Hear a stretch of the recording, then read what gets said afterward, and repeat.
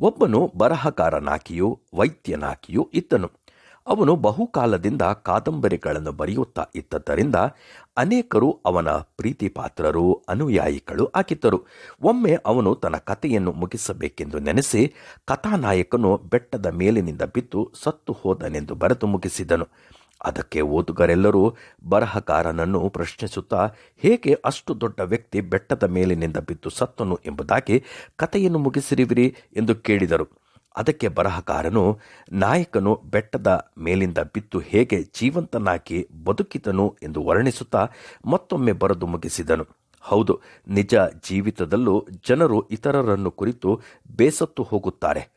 ಒಬ್ಬ ಮಹಿಳೆ ತನ್ನ ಕುಡುಕ ಗಂಡನು ಇಲ್ಲದೆ ಹೋದರೆ ಚೆನ್ನಾಗಿರುತ್ತದೆಂದು ನೆನೆಸಿದಳು. ಆದರೆ ಕಲ್ಪನೆಯ ಕಥೆಗಳಲ್ಲಿ ಬರೆಯುವ ಹಾಗೆ ನಮ್ಮ ಜೀವನದಲ್ಲಿ ಇತರರನ್ನು ಬೇಡವೆಂದು ನೆನೆಸಬಾರದು. ಅನೇಕರು ನಮಗೆ ಮಾಡುವ ಕೇಡನ್ನು ಸಹ ನಾವು ಸಹಿಸಬೇಕಾಗುತ್ತದೆ. ಅವರು ನಮ್ಮ ಜೀವಿತದ ಜೊತೆಗಾರನೋ, ಸ್ನೇಹಿತನೋ ಅಥವಾ ನಮ್ಮ ನೆರೆಯವರೋ ಆಗಿರಬಹುದು. ಅವರನ್ನು ಹೊರುವಂಥ ಜವಾಬ್ದಾರಿಕೆ ನಮ್ಮದಾಗಿದೆ. ನಮ್ಮ ಜೀವಿತದಲ್ಲಿ ಅನೇಕ ಥರದ ಜನರು ಬಂದು ಹೋಗುತ್ತಾರೆ. ಎಲ್ಲರನ್ನೂ ನಾವು ದೂರ ಇಡಲು ಆಗುವುದಿಲ್ಲ. ಸಹಿಸಿಕೊಳ್ಳುವಿಕೆ ಹಾಗೂ ತಾಳ್ಮೆಯಿಂದಿರುವುದನ್ನು ಅಭ್ಯಾಸ ಮಾಡಿಕೊಳ್ಳಬೇಕಾಗಿದೆ. ಇದಕ್ಕೆ ಆತ್ಮಿಕ ಬೆಳವಣಿಗೆ ಹಾಗೂ ದೇವರ ಪ್ರೀತಿ ಬೇಕಾಗುತ್ತದೆ. ದೇವರ ಪ್ರೀತಿಯು ನಮ್ಮಲ್ಲಿರುವಾಗ ದೈವಿಕ ಸಮಾಧಾನ, ಪರಸಹಾಯ ಮಾಡುವ ಗುಣಗಳು ನಮ್ಮಲ್ಲಿ ಉಂಟಾಗುತ್ತದೆ. ಇತರರಿಗೆ ಸಹಾಯ ಮಾಡಲು ಮುಂದುವರಿಯುವಾಗ ಕರ್ತನು ನಮಗೆ ಜೊತೆಗಾರನಾಗಿರುತ್ತಾನೆ.